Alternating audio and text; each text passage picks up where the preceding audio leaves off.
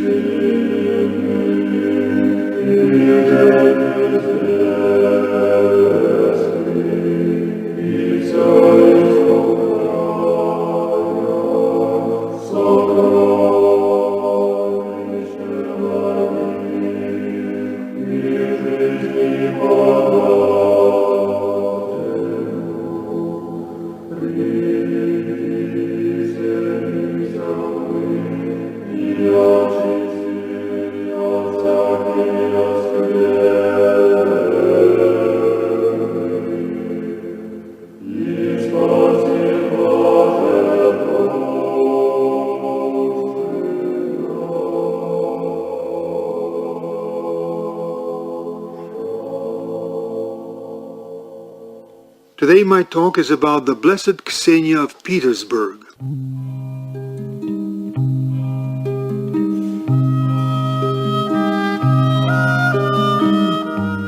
In ancient Russia, strange people could be seen among Orthodox Christians. Dressed in rags, they wandered about the world from village to village, from city to city, living only on handouts.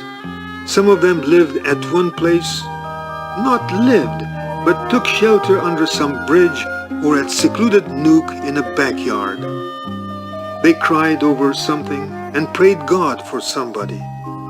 There was an air of strangeness in what these people said, but their words were very often prophetic.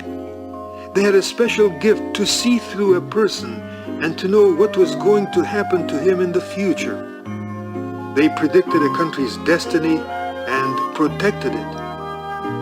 Such people in Russia were called urodivy, or God's fools, or just blessed, and there were many of them in those times.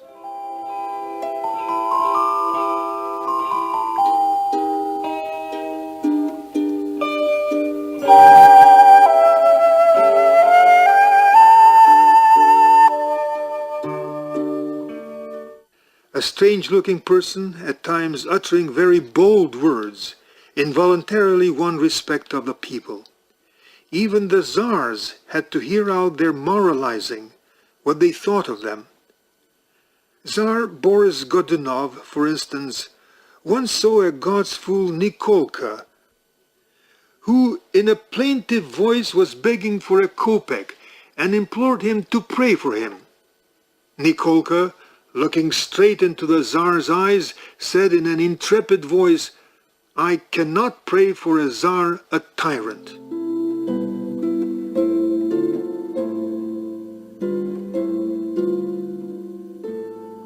Miraculous stories are told about other God's fools.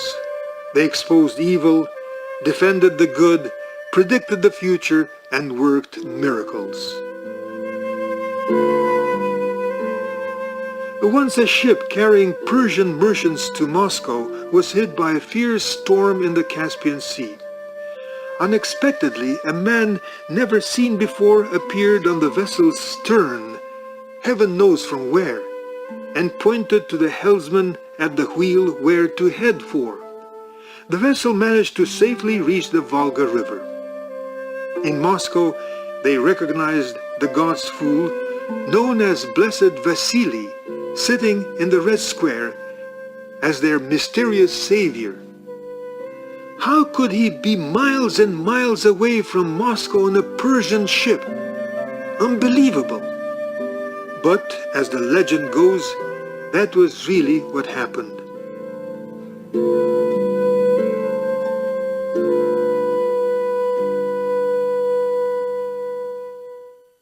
People never offended God's fools or hurt the feelings of those defenseless human creatures. On the contrary, they revered them, considering that the gift of clairvoyance was given to them by God for living according to Jesus Christ's teachings in the Holy Bible. Jesus said to his disciples, "Those of you who want to go with me, reject yourselves, take your crosses and follow me." Reject yourselves and take your crosses means give up your native homes, your wealth, warm clothes, delicious food, and normal behavior. Follow me means dedicate your lives to God, pray to Him for yourselves and for all other people. Not always did people become God's fools by following their own calling, their vocation, consciously dooming themselves to a lofty spiritual feat. Sometimes a misfortune overtook a person that made him suffer a fierce shock. His life instantaneously broke up, changing it altogether. And a person who just recently did not differ from others, an ordinary person, suddenly became a God's fool, a urodevi. That is what happened with Ksenia of Petersburg.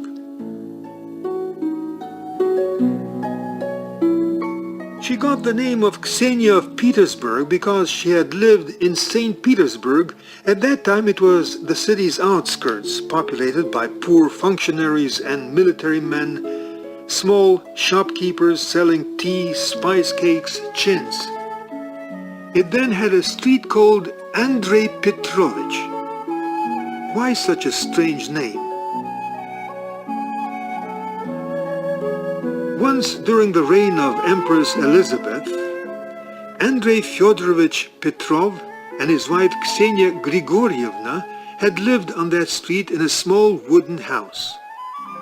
Andrei was a military man, a colonel, and sang in a church choir at the Tsar's court. They loved each other very much, with all their hearts and souls. It seemed nothing boded misfortune. Ksenia did not yet have a prophetic gift to stave it off in time. Misfortune came unexpectedly. Andrei died suddenly, so suddenly that he had no time to confess and receive communion. And that, more than anything else, tormented the young 26-year-old widow, because to die without a Christian preparation for death meant dooming your soul to eternal torments.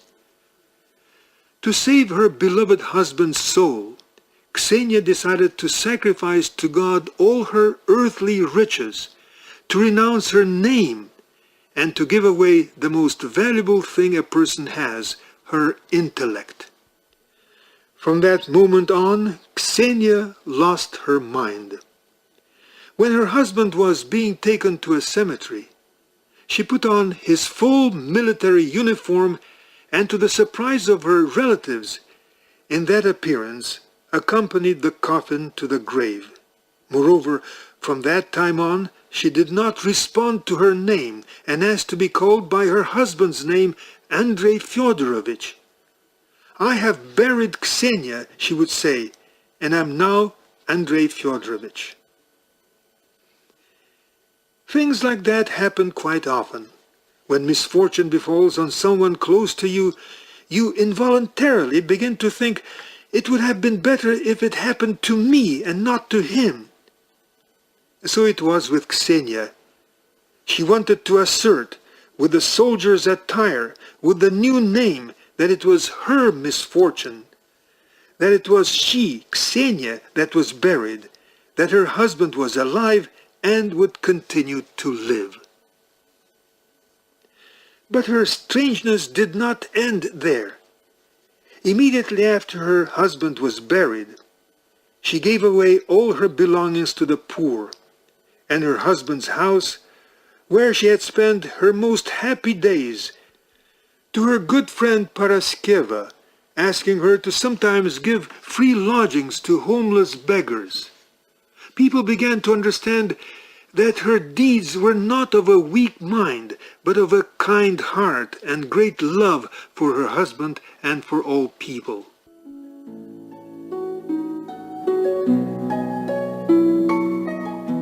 Every day, from morning till night, Ksenia, a tall, lean woman with large light eyes, roamed about the city, barefooted, in men's clothes, a stick in her hand and a knapsack over her shoulder. When her clothes turned into rags, Ksenia would wear a red blouse and a green skirt, or vice versa, a green blouse and a red skirt, the colors of her husband's military uniform. In winter, she wore torn shoes on bare feet and covered her head with a simple white kerchief. Townspeople pitied her, once a happy wife and now a pauper, mad from grief.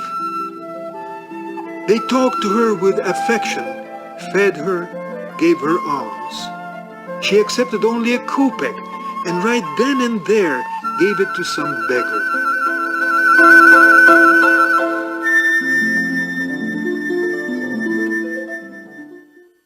Very often Ksenia roamed about her native Petersburg district, sometimes dropping in at her acquaintances or to a marketplace or to the Apostle Matthew's church, which today does not exist. And at night she would disappear. She would leave the city and head for some open field where she prayed till the very dawn.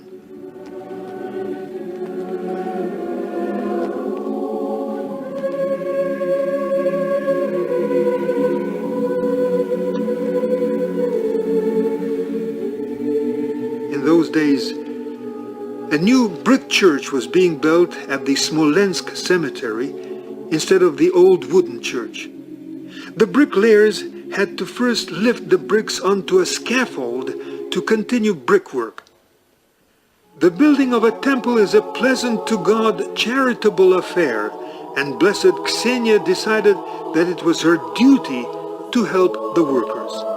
At night, when there was no one to see her, she would lift those bricks onto the scaffold.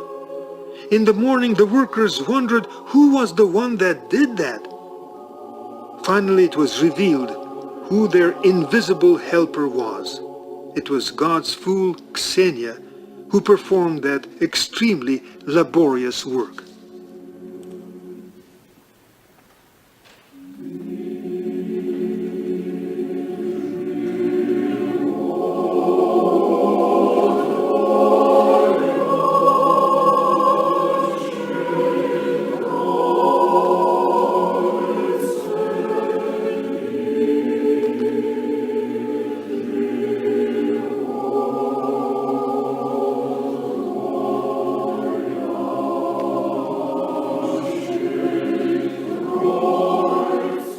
Little by little, townspeople began to understand that Ksenia was not an ordinary beggar. There were quite a lot of them in Petersburg in those days, but an unusual woman.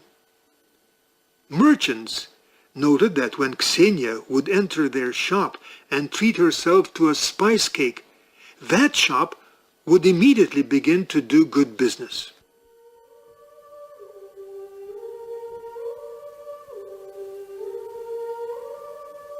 If one of the cabmen would give Ksenia a lift even for a few minutes, after that for a whole day he would catch very rich passengers.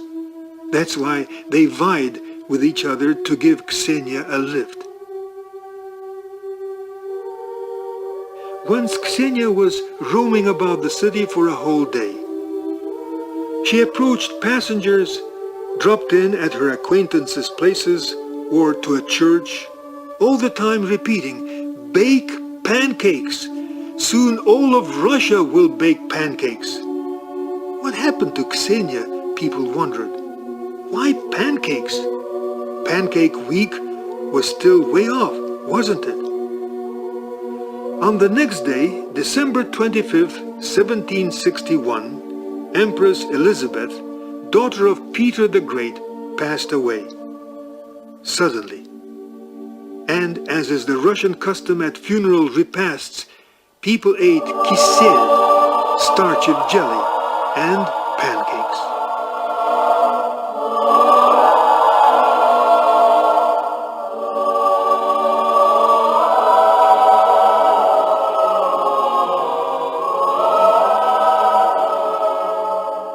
A few years later, during the reign of Empress Catherine the Great, Blessed Ksenia sat for a few days on a church porch, crying. "What's the matter? Why are you crying, Andrei Fyodorovich?" she was asked.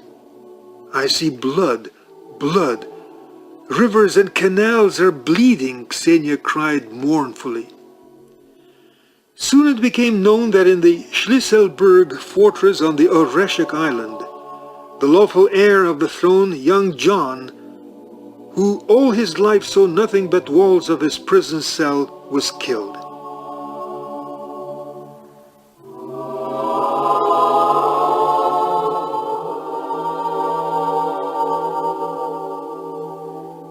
Much more is told about Ksenia, about her miracles and prophecies. She lived for 45 years after the death of her husband. When she turned from Ksenia, a happy wife, into a half-insane Andrei Fyodorovich, she was 26 years old. She died at the age of 71. The grave of Ksenia of Petersburg is located in the Smolensk cemetery, the one where late at nights she had helped to build the church in honor of the Smolensk Mother of God icon. The inscription engraved on her grave plate ends with the words, "Who knew me, pray for my soul, for the salvation of my soul. Amen." These words turned out to be prophetic. After some time, crowds of people began to come to the Smolensk cemetery to pray, to seek consolation, and ask to be healed.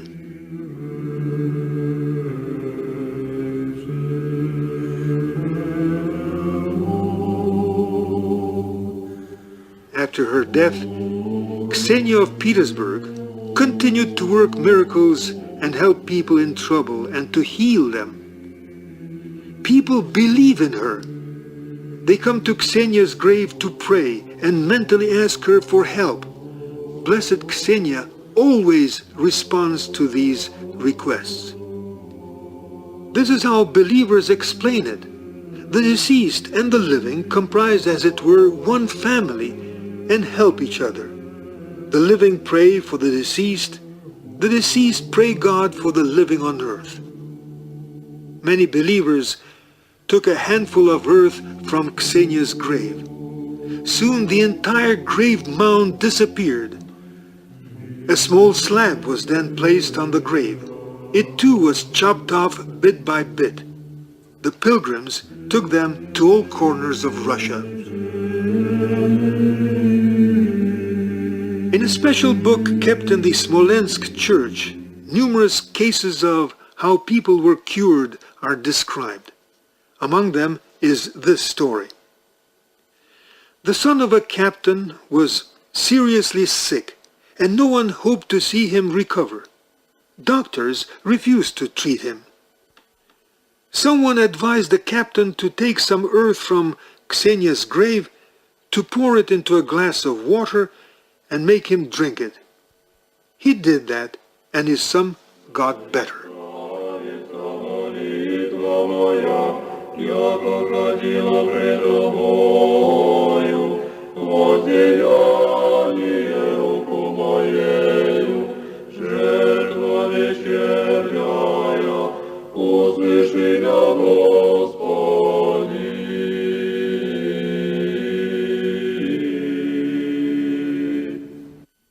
One woman related this story. Her 5-year-old daughter, Anne, was seriously ill with scarlet fever. In those days it was practically incurable. The doctor had to admit that all his efforts were useless. The child was doomed. The parents were in despair. Suddenly, towards the evening, Anne raised herself in bed and began to smile. She not only felt better, it was obvious that she was fast on her way to recovery. There was no end to the parents' happiness and amazement. But what happened? No one could understand that, until Anne's old nanny confessed that in the afternoon she went to Ksenia's grave and there, crying, prayed, asking the godly Ksenia to save the innocent child. Воскресни, Господи Боже мой, да вознесется рука Твоя, яко Ты царствуешь и вовеки.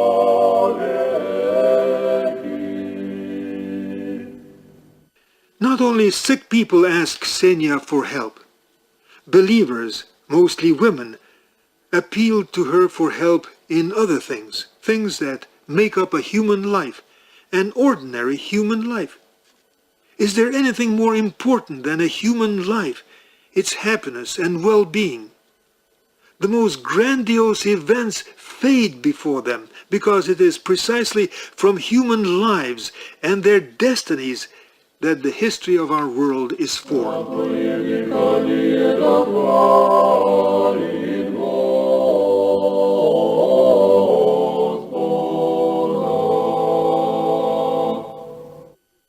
Then Ksenia herself began to appear to believers in the image of an old, poorly dressed woman with a staff in her hand. Once she appeared before a man, a confirmed drunkard, and ordered him in a strict voice, "Stop drinking! The tears of your mother and wife have flooded my grave." From that time on, the man never touched wine.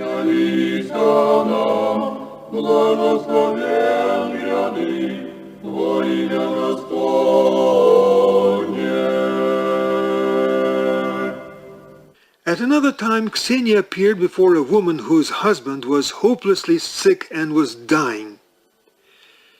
As the last hope, the woman mentally pleaded Blessed Ksenia to save her husband. Unexpectedly, a poorly dressed old woman appeared before her. "Listen, dear," she said, "don't worry. Give something to eat to your sick husband every half an hour, just a little of everything, 2 spoonfuls of milk or tea, some gruel." "But for the 3rd day already he doesn't open his lips," answered the woman, crying. "It's all right, you just try," advised the old woman, and saying, "Well, dear, farewell, I must go," left the room. The woman did not hear how the gates squeaked. She ran to the window. The old woman was nowhere to be seen. She asked her neighbors. They too had not seen anybody leaving the house. The sick man opened his eyes and for the first time in many days quietly asked for water. Soon, little by little, he began to feel stronger. "I asked Ksenia for help, and she helped you," the woman later told her husband.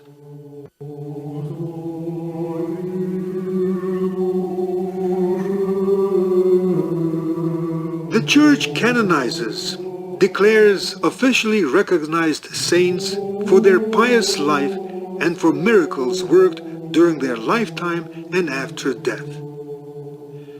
The first God's fools canonized by the Russian Orthodox Church were Prokopy of Ustyug, Blessed Vasily, Nicola of Pskov, and others. From the 6th to the 9th of June 1988, Russia celebrated the 1000th anniversary of the baptism of Russia.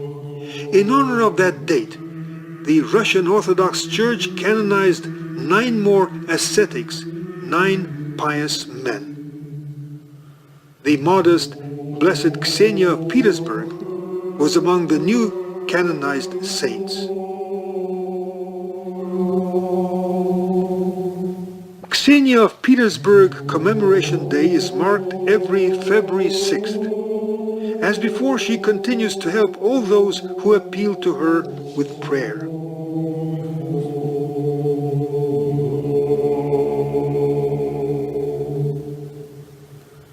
That brings us to the end of the Christian Message from Moscow. Today's program was compiled and read by me, Boris Novikov. It was edited and framed into music by Tatiana Shvetsova, directed by Vladimir Dyomin. Your comments on the program are most welcome. Till we meet again next week at the same time, goodbye and God bless you all. I now leave you with beautiful Russian Orthodox chants.